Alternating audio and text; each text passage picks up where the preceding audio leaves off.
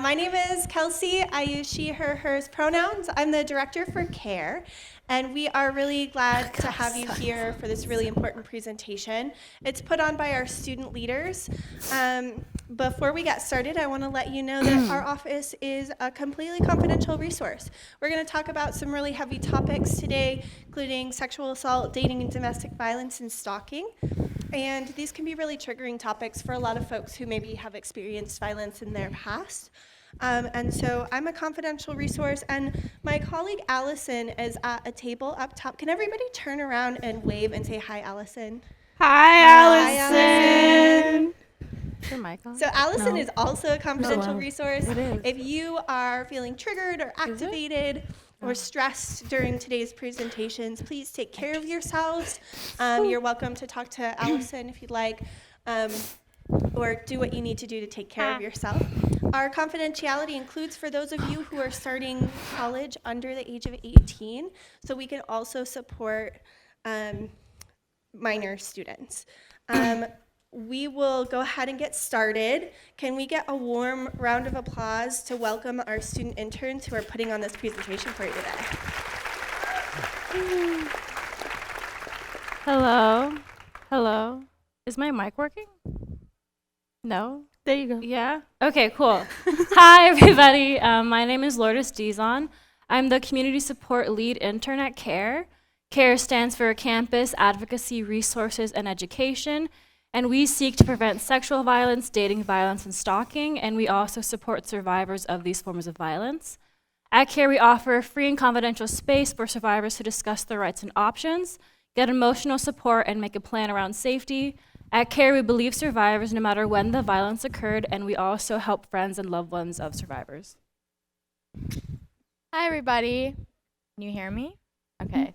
Hi, everybody. My name is Anna. My pronouns are she, her, hers. I'm majoring in human bio and psych. I'm a College 10 affiliate. And a fun fact about me is that I have dual citizenship with Canada.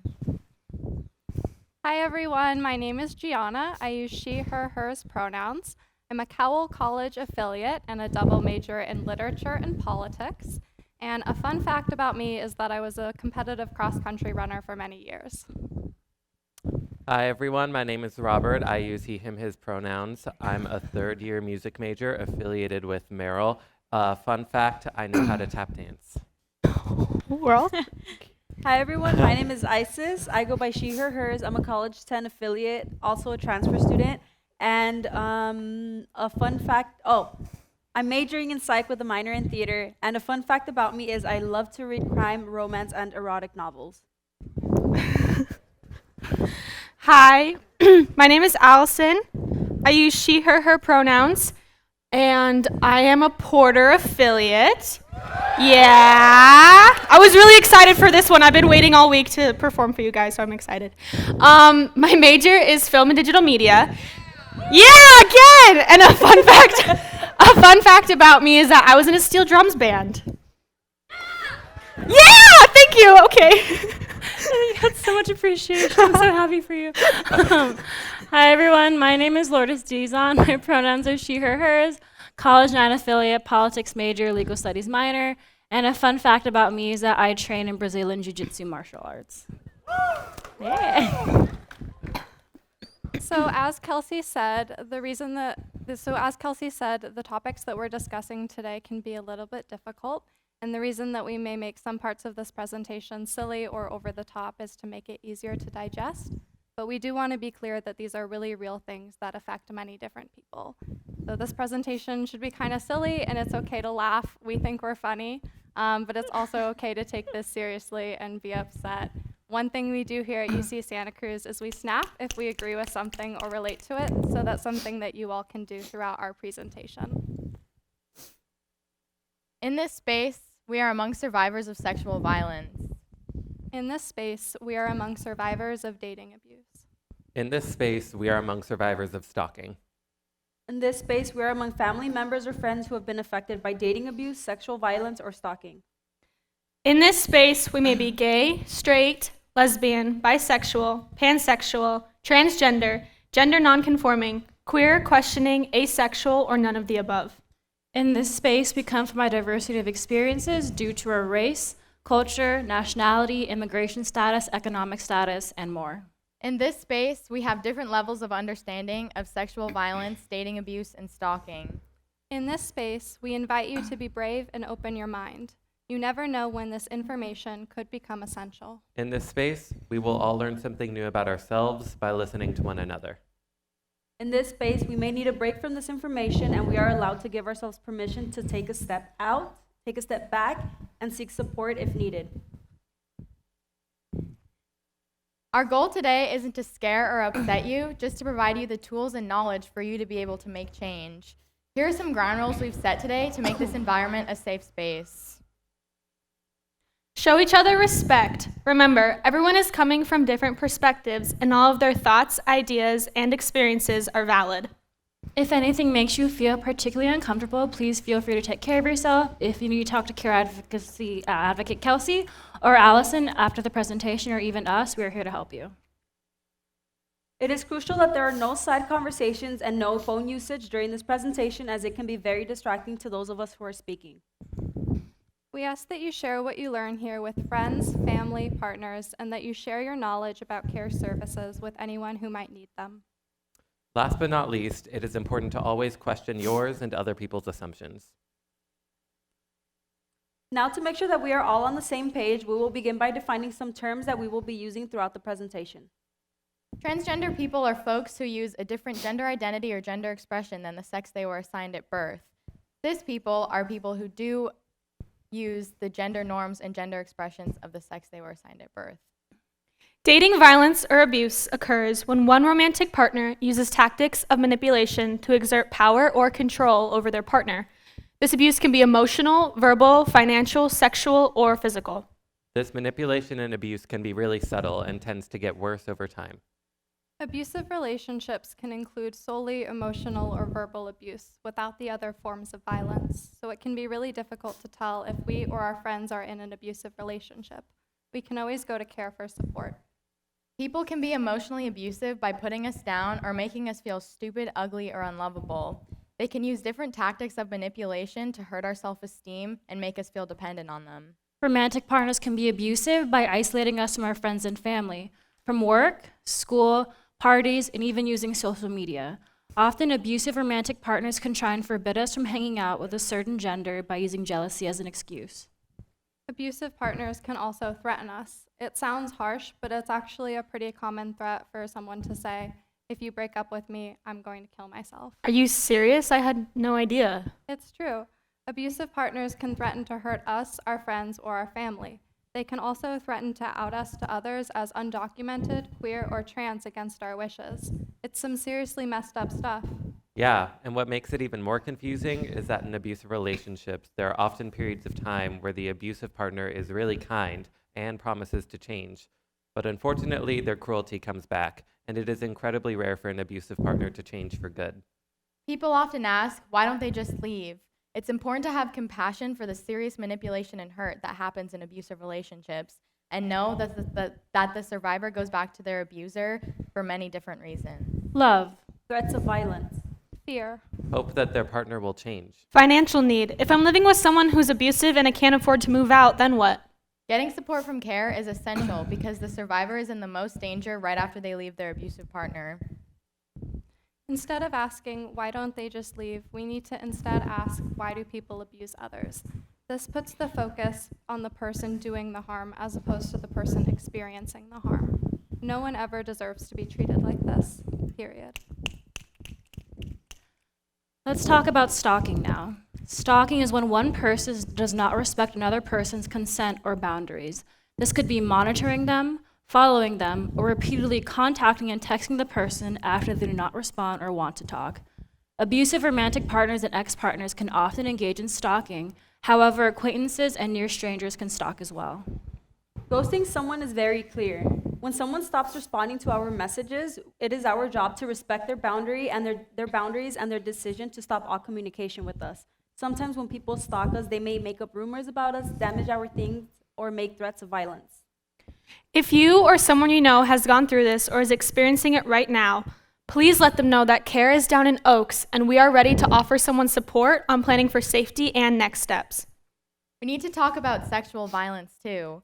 Sexual violence is defined as any unwanted sexual act that is attempted or committed without the other person's consent. Rape is just one type of sexual violence. Another type that we often don't think about is forcing someone to watch porn or masturbation. Taking naked photos of someone is also sexual violence, and it's also extremely illegal. Another form is catcalling. Street harassment is not a compliment, and it can actually make people really afraid for their lives and safety. Sexual violence can be committed by a date, partner, spouse, family member, friend, acquaintance, or near stranger. Overwhelmingly, sexual violence is committed by someone known to the victim. Speaking of sexual violence, what is up with all these unsolicited nudes? Yeah, I mean, it's fine if it's consensual, but it can be really creepy when you get one out of nowhere. No one would think it's fine to flash someone in public out of the blue. Why is it okay to do that over text? Seriously, just ask first and everyone would be happy and comfortable. Speaking of that, let's talk about revenge porn. Like we said, it's totally cool to share nude photos with someone if all the people involved are consenting. But sometimes people take advantage of our trust and threaten to put our photos on the internet or share them with our parents or our boss or something. Not only is that totally messed up, it's also illegal to threaten someone like that or share any intimate photos you get without the person's permission. Ethically and legally, those photos are for your eyes only, no matter how you got them. Now that we've defined all of these terms, let's talk about the ways in which we have been told about how to stay safe. So before coming to UCSC, what were some things that you were told about how to avoid being a victim of violence? I took self-defense classes in high school. I always approach my car with my keys in my hand and check underneath in the back seat before I get in. Whenever I'm walking alone at night, I call my mom, so no one tries to bother me and she knows where I am. I have pepper spray on my keychain, which I've never used, but I like knowing it's there. When I walk by myself, I listen to the sound of footsteps around me and across the street when a person I don't know is walking towards me. I was never taught any of these things or even to worry about violence, even if I was concerned about my safety. Right, so none of these things are necessarily bad. In fact, they make us feel a sense of control over our own safety. However, it is important to consider who these things are protecting us from and how likely we actually are to use them in any emergency. Well, I guess oh my gosh. Well, I guess they're meant to protect us from strangers, like from someone jumping out of the bush. Yeah, they are, but the thing is that most of the time, it won't be a stranger who commits sexual assault. 90% of the time, it's someone that we know, or maybe even trust. It's like we only taught women these rules as though assuming everyone else is automatically safe. Yeah, but that's not true. A lot of men experience sexual assault in their lifetime as well, as many as 1 in 6 men, and often it's before they even turn 18. Also, I feel like these conversations always revolve around the experiences of cisgender women, but I know that trans and gender nonconforming folks are at a higher risk of sexual violence. So why aren't we talking about it? You're absolutely right, and sexuality matters too. Bi and pansexual people of all genders actually experience more sexual violence than any other sexuality. Gay men and women of all sexual orientations experience sexual violence at alarmingly high rates too. What if the person hurting me is the person that I'm in a relationship with? And I feel like everyone assumes that because I date women, I'm not at risk. A lot of people don't know, but members of the LGBTQ+ community are actually at a higher risk of experiencing dating abuse than straight and cis people are. Along with this, transgender and gender nonconforming folks are also at the highest risk of experiencing abuse in their lifetime, followed by bisexual and pansexual people. I was always told that if I just pay attention, I would know if someone was gonna hurt me and figure out how to stop it. But how am I supposed to use self-defense moves on someone if I love them? I know what you mean. Over half of sexual violence is committed by an abusive romantic partner. That makes it even harder to know what to do because this stuff is really painful and confusing. CARE is always here to help. You know, I sometimes feel bad because when someone is being violent towards me, I didn't kick or scream or do any of the things that you're supposed to do. And I didn't care about that person at all. Thank you for sharing that. It's not easy to talk about.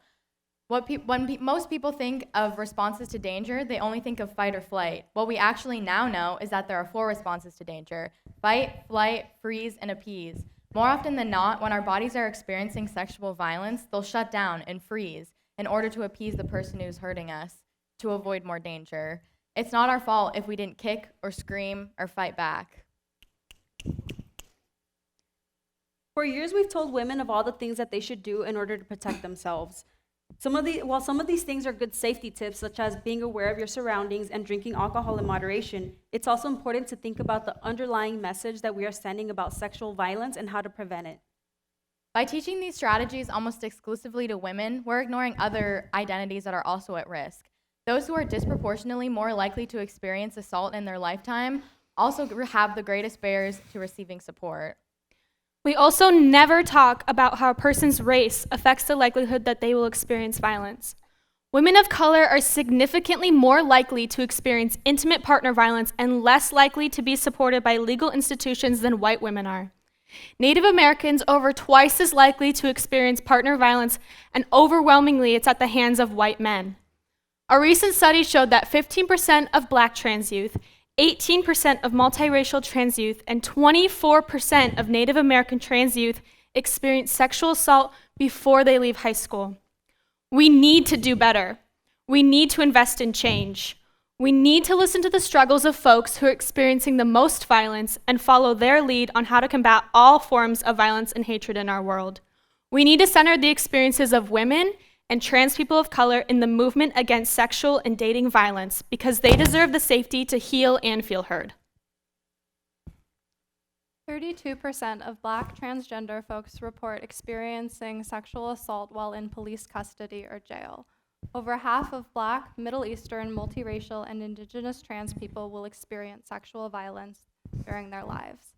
55% of Asian American and Pacific Islander women will experience sexual or dating violence, and they are also less likely to report instances of rape than other women of color. About 1/4 of Latinx people experience rape, physical violence, or stalking by an abusive romantic partner, but married Latina women are less likely than any other group to define their experience as rape. Approximately 60% of Black girls experience sexual violence before turning 18.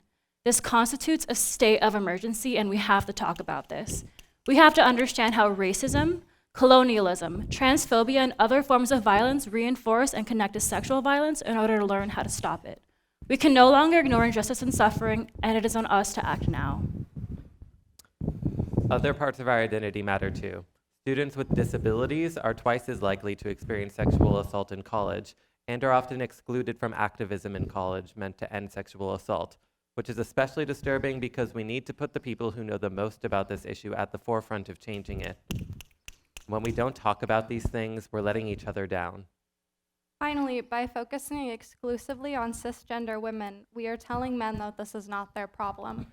We are telling men that their only role is to not rape someone, when in reality, men can and must play a much greater role in ending sexual violence. We want to switch this conversation from how can we protect ourselves as individuals to how can we as a society hold each other accountable for our behavior and create a world where peace and consent is the norm for everyone. We also know that oftentimes these issues can be complicated, and it's hard to pinpoint when something is potentially unsafe or uncomfortable.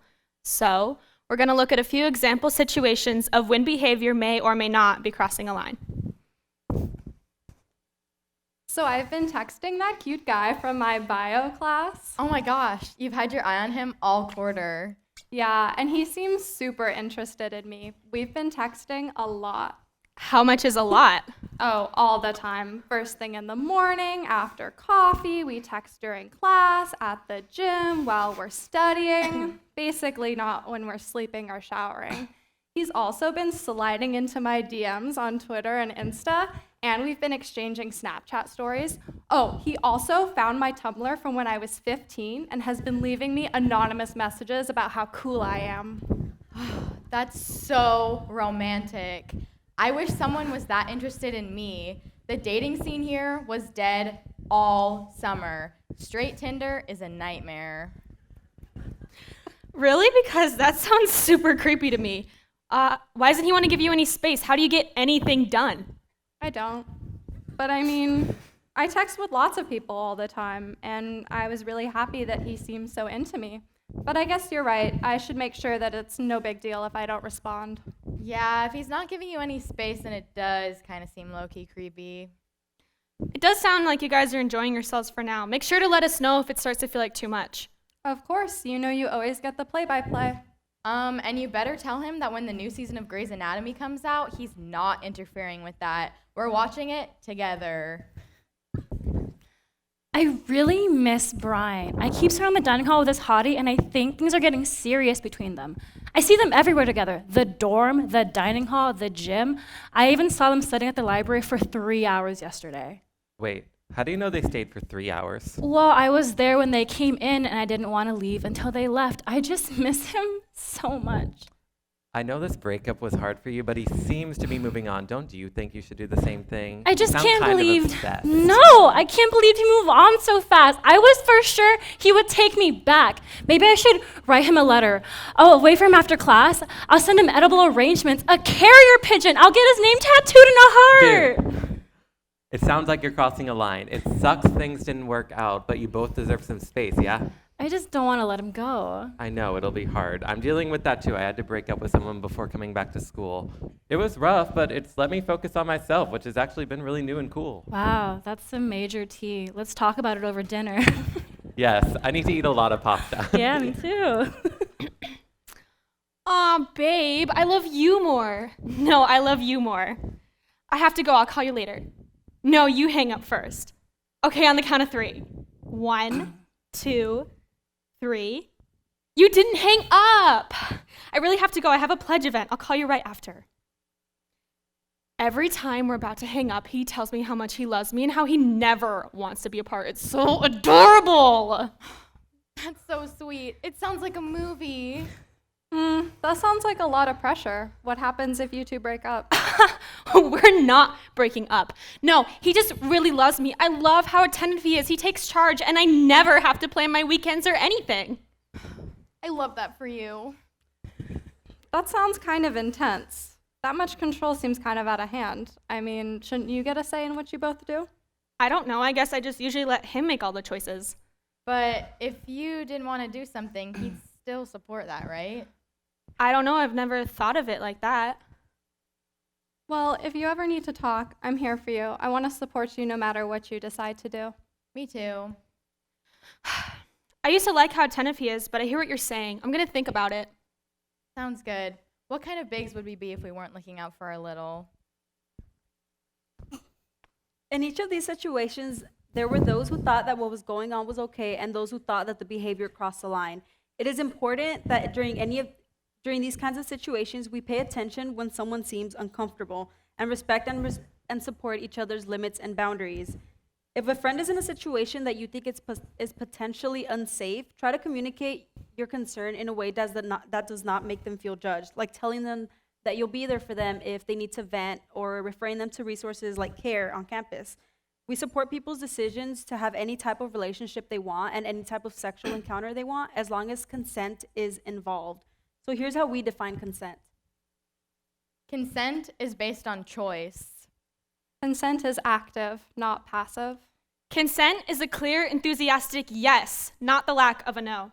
Consent is possible only when there is equal power. Consent is 2 or more people deciding together to do the same thing at the same time in the same way with each other. Consent to one thing is not consent to all things. Even if you are dating or have hooked up with someone before, this does not imply consent. Consent is ongoing and can be revoked at any given time. No one should ever guilt you about the choices you make about your body. Giving in because of fear or to avoid being hurt is not consent. Going along with someone because they have authority over you is not consent. Going along with something because your partner pressures you is not consent. Going along with something to prove you love your partner is not consent. Giving in to avoid an argument is not consent. Being unable to make a decision because of alcohol, drugs, or medication is not consent. And an easier, hesitant, okay, I guess, is not consent. If you are unwilling to take no for an answer, then yes has no meaning. If you cannot say no comfortably, then yes has no meaning. Now that we have defined what does and does not constitute consent, let's see some examples. Hell yes, I want to have sex with you. Hell no, I don't want to have sex with you. I'm kind of tired. Plus, I have to get up early tomorrow to finish a paper. I don't know. I mean, yeah, I know we've done it before. Of course I love you and I know how you feel about me. I'm just not sure right now. I mean, okay, yeah, I guess. Let's look back at each of these statements. The first person clearly wanted to have sex, and the second person clearly did not. The third and fourth person never outright said that they did not want to have sex, but they were clearly hesitant and unsure. Continuing to pressure someone until they comply is not okay. That is not active and enthusiastic consent. And honestly, wouldn't you want to be having sex with someone who's genuinely interested in you anyway? For years, we tried to educate people about sexual violence by teaching women to avoid becoming victims. We told men that no means no, as if sexual assault is really just the result of a miscommunication. And in relying on the gender binary, we ignored many people's experiences of violence. What we know now is that this is not effective, and only a clear and enthusiastic yes means yes. We need to change the way we think about sexual violence and adopt new strategies for ending it. So let's check in on a Saturday night in progress not far from campus. Oh, Jesus.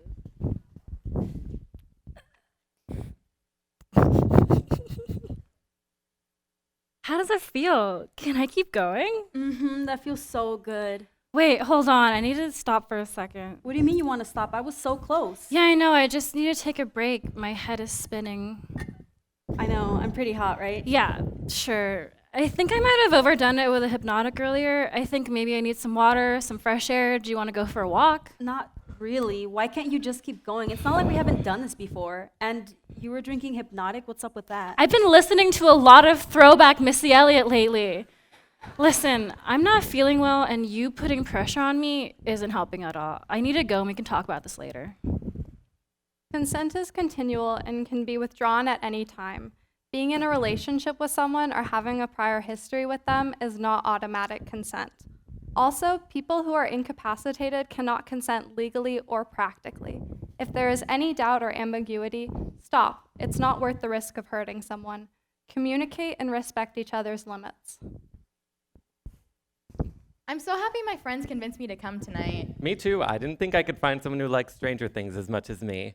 My roommate's out of town, if you want to go back and watch them. Yeah, that sounds good. I should tell you though, I'm recently single, so I'm not looking for anything too serious. And I should tell you that one night stands are not my thing, but you know, we could just like nap for a bit, then get some food and maybe kiss. Yeah, that sounds good. Let's go. Nice. When it comes to consent, it is critical not to make assumptions. Going back to someone's room is not consent. Be upfront about your limits and ask your partners about theirs. Talking early and checking in often is essential for everyone to be safe and comfortable. Not only is this a key part of preventing sexual violence, but it can also vastly improve the quality of intimate experiences. That was hilarious, the look on your face. I thought I was good at pranks, but they are raising the bar. I have to give it to them. Well done. The question is, how are we getting them back? Do you have something in mind? No, but it has to be something outrageous. Why don't we film them? What do you mean? I've seen these little micro cameras online. We could plant them all around their rooms. Who knows what kind of footage we could get? Whoa, that seems a bit intense. I was thinking something more along the lines of, I don't know, saran wrap on their car or something. Yeah, but they're big boys, and we have to keep up.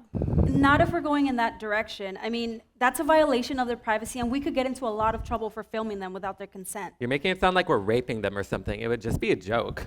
Yeah, I'm not trying to see anyone naked. What if they're hooking up with someone in there? And how would you feel if they were doing that to us? I know what you mean. I knew someone who lived in the dorms where women were being filmed in the showers. That's basically the same thing. Everyone was freaked out, and they didn't feel safe. Okay, it was just a suggestion. Let's go to Safeway. How much saran wrap do you think we would need? A lot. Consent applies to more than just physical contact. It is against university policy to record, photograph, distribute, or share any intimate footage without the consent of the people involved. So, if you receive a sexy photo from your crush, remember that's for your eyes only. Never share any intimate images without anyone's permission. Also, don't send unsolicited nudes. That's not cute. Now that we've talked about the language of consent, we want to talk about the language of support.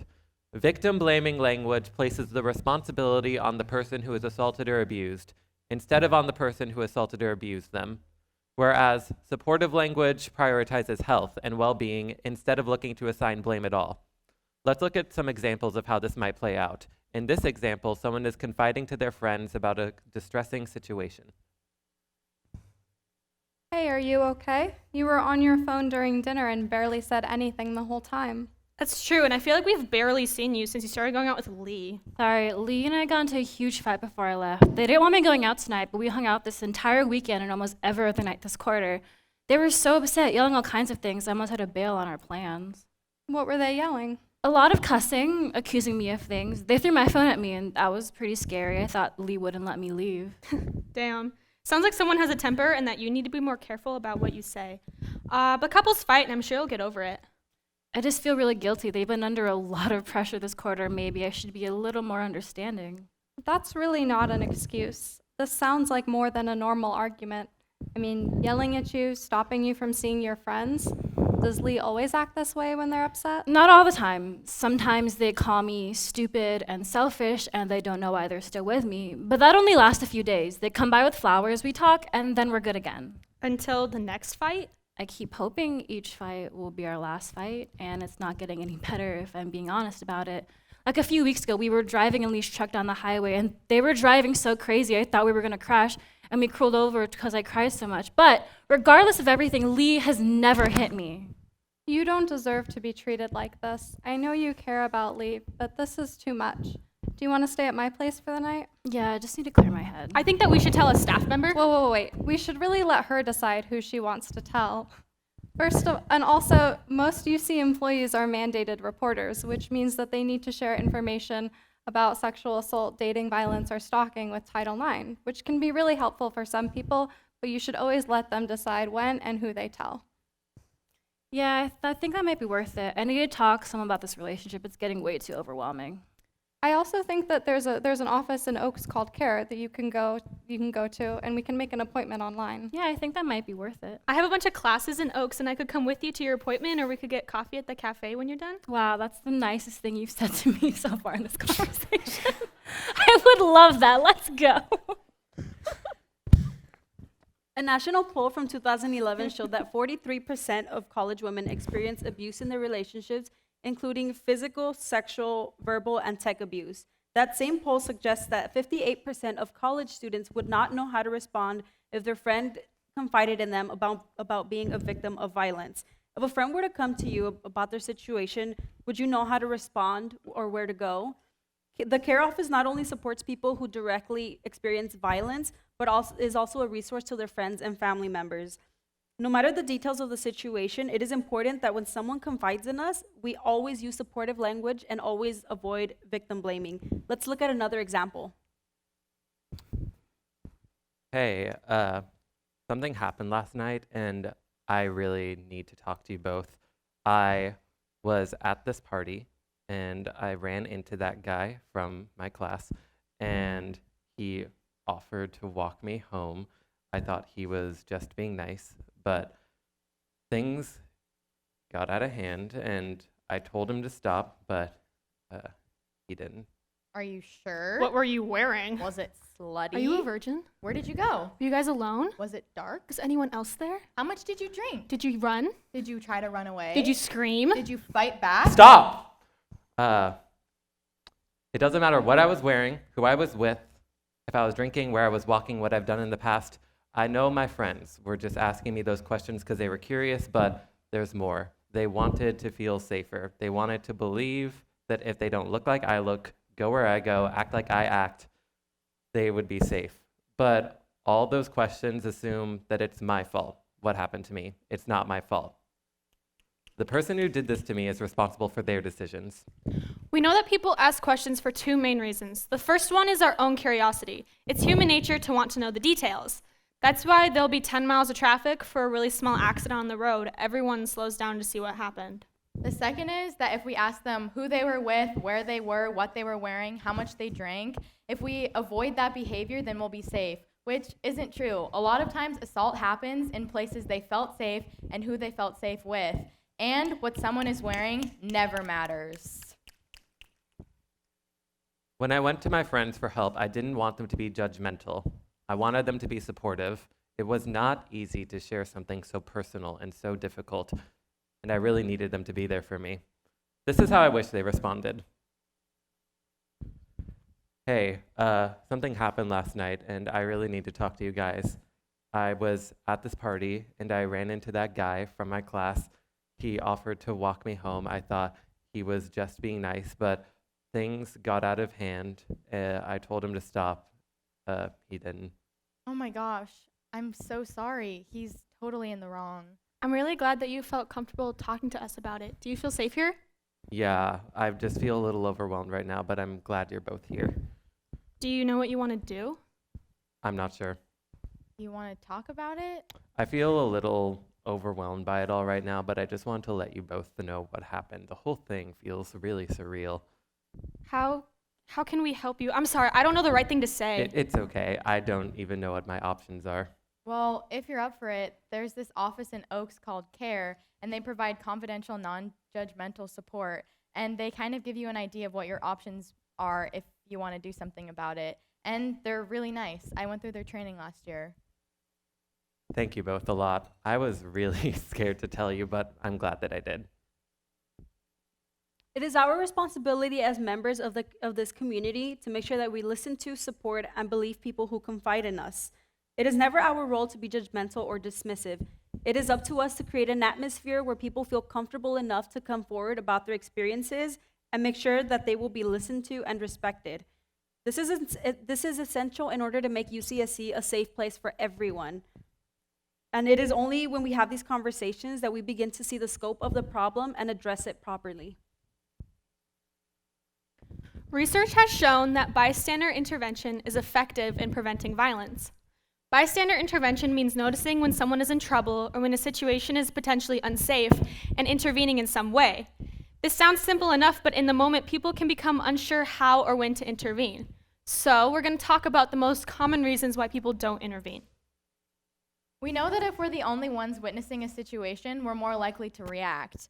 But if there's other people around, we rely on each other to act and do something about it. But this often ends with no one taking any action at all. Another reason people generally don't intervene is the fear of embarrassment if the situation turns out not to be an emergency. But this shows us that the fear of being embarrassed can dramatically decrease the chance you'll do anything. We are also less likely to help someone if we perceive them to be responsible for their own misfortune. For example, if someone is intoxicated and in a potentially unsafe situation, we might think, well, they shouldn't have gotten so drunk to begin with. But what matters in a moment of crisis isn't whether or not we agree with someone's decisions, it's to look out for another and to help when we can. Although it can be difficult to take action in a situation that does not directly involve you, it is important to keep in mind that there is no greater power than the power of peer influence in determining our behavior. When we see someone modeling a helping behavior, we are more likely to help too. So this means that by stepping up, you are not only helping to prevent an unsafe situation from unraveling, but you're also empowering others to take action in the future. That's why bystander intervention is so powerful, because it creates a culture where we look out for one another. Now let's talk about how bystander intervention can be implemented. There are 3 categories known as the 3 Ds. They are direct, distract, and delegate. Let's look at the 3 Ds in action. Direct is what a lot of people think about when they think of intervention. It means directly inserting yourself into a situation. This depends on both your comfort level and the safety of the situation. Dance party. Dun, dun, dun, dun, dun, dun, dun. Hey, dude, back off. Leave her alone.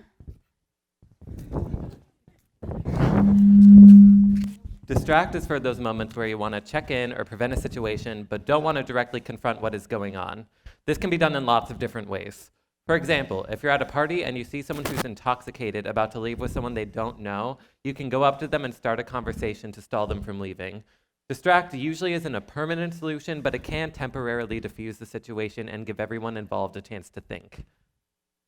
This is a dance party and dance music is happening. Hey, I need to talk to you about something. Delegate is useful when you want to intervene, but you're not sure how, or you don't feel comfortable becoming directly involved. This could be because you're shy and don't want to talk to someone, or you're just not sure how best to step in. In this case, you can delegate to anyone you think would handle the situation better than you, whether it's a more outgoing friend, someone who knows people directly, or someone with more authority like a bouncer or the host of a party. Oh my God, Anna, can you please handle this? Hey, dude, I said this 5 minutes ago. Leave her alone. Why men gray till they gotta be gray? Oh! The type of intervention you take on a situation depends on your comfort level and and your safety. We never want you to put yourself at risk, but it's good to know the different ways that you can intervene when you think it's needed. Let's look at a few more complicated scenarios. Remember, your first priority is always going to be your own safety. You're out to dinner with friends, and you hear a couple in the booth next to you fighting. I'm sorry. I swear I won't do it again. I didn't mean it. I'm sorry. Shut up! You're so stupid. I don't know why I put up with you. Just wait until we'll get home. This sounds like more than a normal argument. What do you do? Keep in mind that when an outside party intervenes in an abusive relationship, the abuser often takes out their anger on their partner. I'm going to the bathroom. Try not to screw anything else up when I'm gone. Hey, I don't know if this is weird or anything since we don't know each other, but I overheard your partner talking to you like that, all mean and everything. And I've had friends who in the past have dated people who treated them like that too. I wanted to let you know about this great service in Santa Cruz called Monarch Services. They have a 24-hour hotline, and they provide non-judgmental, confidential support, and they're just there to listen if you want to do anything about it. I hope this wasn't weird or awkward or anything. Not at all. I really appreciate your help. Thank you so much. This was actually a great method because the person put all the power in the hands of the person who was being abused. They didn't judge, they offered support, and they did it when the abuser was out of the room, which was crucial for everyone's safety. This also shows us that direct intervention doesn't always have to be confrontational. Now, let's check out a party happening nearby. Let's go back to my place. Okay. Whoa, whoa, whoa. Gianna, you look sufficiently smashed. Do you want me to take you home? Yeah. Okay. This is an example of being direct without escalating a situation. It prioritizes the safety of the person vulnerable to violence. What would you do if your roommate came home with someone else and was really drunk or high? Whoa, hey Allison, what's up? I went out and I had a great time. I'm amazing. I'm fantastic. How are you? Come on, let's go to bed. Oh, who are you? Sam? Hi, Sam. Do you want me to call you an Uber or Lyft or something? No, I'm staying here for the night. Okay, I'll fix you up some blankets on the couch and you can sleep there. Allison likes to sleep in my room when she's drunk. She throws up a lot.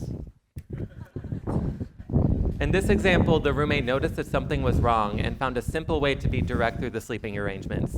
We don't know that this situation would have resulted in a sexual assault, but it's always better to err on the side of caution. Let's look at another example. Jamie is really, really sweet deep down. They just have a temper, but they always apologize and feel bad after. And I know they had a hard childhood, so I want to be patient with them. But it hurts whenever they go into a rage and put me down. They called me a slut once. I don't know what to do about it. I love them, and I can't imagine my life without them. Oh my God, that's terrible. You have to dump them. I'm gonna get my phone. You can dump them. No. I don't know about that. No, you have to. It's not okay that they're treating you this way, dude. No, it's fine. This was happening like last year. Let's not talk about it anymore. We can see that the person's friend clearly really cared about them and they didn't want them to be abused anymore. But what a lot of people don't know is that a survivor goes back to their abuser for a lot of different reasons. This could be manipulation, fear, love, or a combination of these. We also know that when a friend pushes too hard, a survivor might shut down and stop talking to that friend about it, or even stop talking to that friend altogether. It's really difficult, but it's best to remain patient and gentle if we're talking to someone who we think might be getting abused. Let's look at another way this situation could have gone. Jamie is really, really sweet deep down. They just have a temper, but they always apologize and feel bad after. And I know they had a hard childhood, so I want to be patient with them. But it hurts whenever they go into a rage and put me down. They called me a slut once. I don't know what to do about it. I love them, and I can't imagine my life without them. That sounds hard. I'm sorry. It's fine. I'm just overwhelmed, and I have to deal with midterms on top of this. Yeah, that's a lot to deal with, all those ups and downs. Would you ever want to talk to someone about it? There's this service called CARE, and they are non-judgmental, they're confidential, and they're just there to talk and I'll tell you what to do, and they're really nice. Maybe. I'll think about it. Just getting it off my chest helps a lot. Yeah, of course. I'm always here for you. This might sound a little intense, but do you think what they're doing might be abusive? I don't know. It doesn't feel right what they do, but I can tell they always regret it and feel bad after. But everything just happens so fast, I don't know how to think clearly about it. Yeah, I get it. It's a lot. Well, I'm always here if you want to just talk or if you want to spend a night or two at my place to clear your head, just be away from them for a bit. There's also this website called Love is Respect, and they have quizzes and all this other stuff that can help you see if what your partner's doing might be abusive. That might be really helpful. Thank you. It's so common for a survivor of dating abuse to be isolated from their friends and family. Sometimes an abuser will manipulate them into it. If all the survivor's friends tell them that their partner is terrible and that they should break up, the survivor will feel judged for staying and will stop talking about their relationship and concerns with those friends. They might even lose contact with those friends altogether. We know it may be hard to remain patient when all you want is for your friend to stop getting hurt. But this is the best thing to do to make sure that they keep talking to you about their situation and that they receive the emotional support that they deserve. Now let's look at one last situation. In this scenario, we show one method of how to respond when a stranger is in trouble.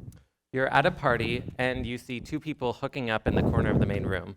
At first, it seems normal, but then you notice that one of them seems super out of it and it looks like they might be falling asleep.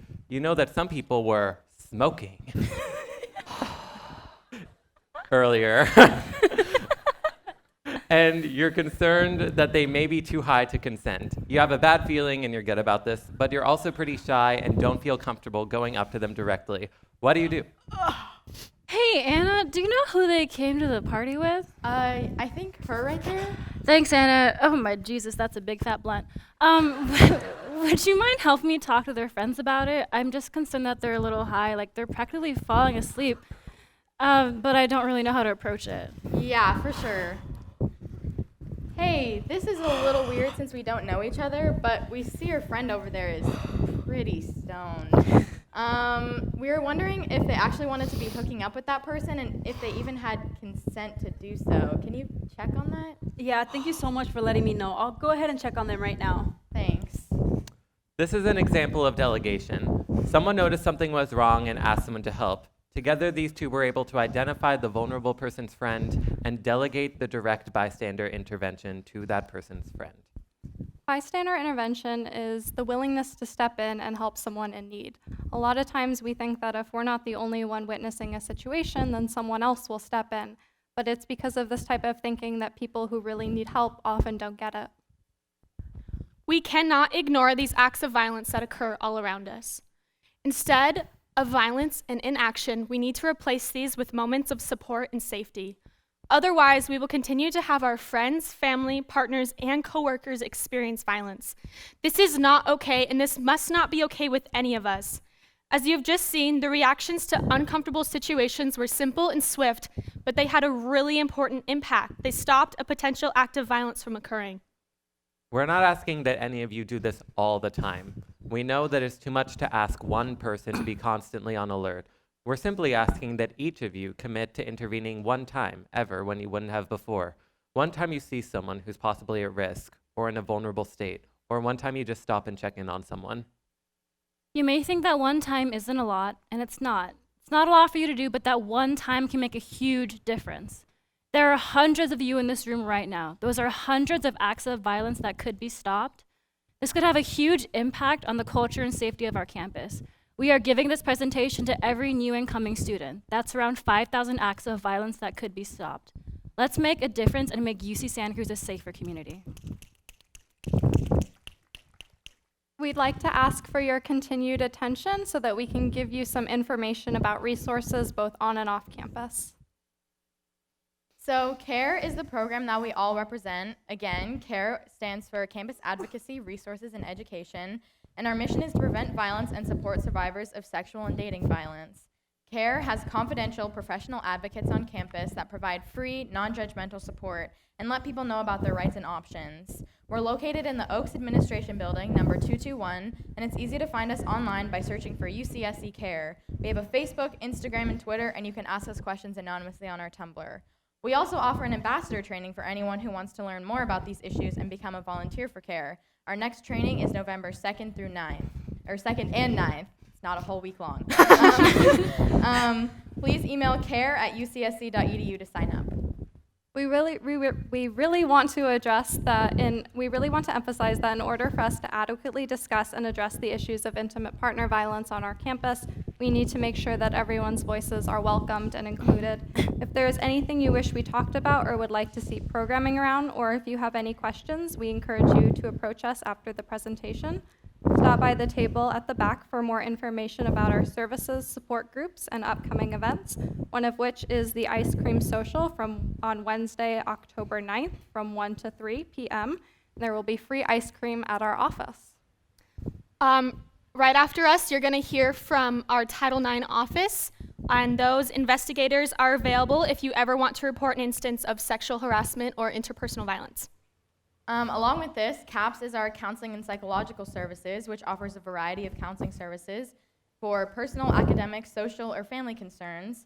Counseling services are confidential and free of charge to all UCSC students, regardless of insurance coverage. CAPS also has a 24-hour hotline for those in crisis. This is really important. So there are many great and supportive resources on campus, but it is important for you to know that if you tell any campus employee, including student staff, about sexual assault, sexual harassment, dating violence, or stalking, they are obligated to report it to Title IX. CAPS and CARE are the only completely confidential options for students, and we allow students the decision whether or not they want to utilize Title IX resources. Your RAs and CREs are also always available to talk to whenever you may need it and are willing to help in any way that they can. If you need assistance seeking resources or just need support for anything, they're knowledgeable and trained in providing both to you. So RAs and CREs are also the best people to go to if you are in need of any urgent housing change related to sexual violence, dating violence, or stalking on evenings or weekends. CARE is great and always here for you. However, we're only open Monday through Friday from 9 a.m. to 5 p.m. Finally, UCSC has a number of resource centers to provide students with social and academic support through campus and community programming. The resource centers include the African American Resource and Cultural Center, the American Indian Resource Center, the Asian American Pacific Islander Resource Center, El Centro, the Chicanx Latinx Resource Center, the Lionel Cantu Queer Center, the Women's Center, and the Disability Resource Center. You can find more information about all of these wonderful places by Googling UCSC Resource Centers.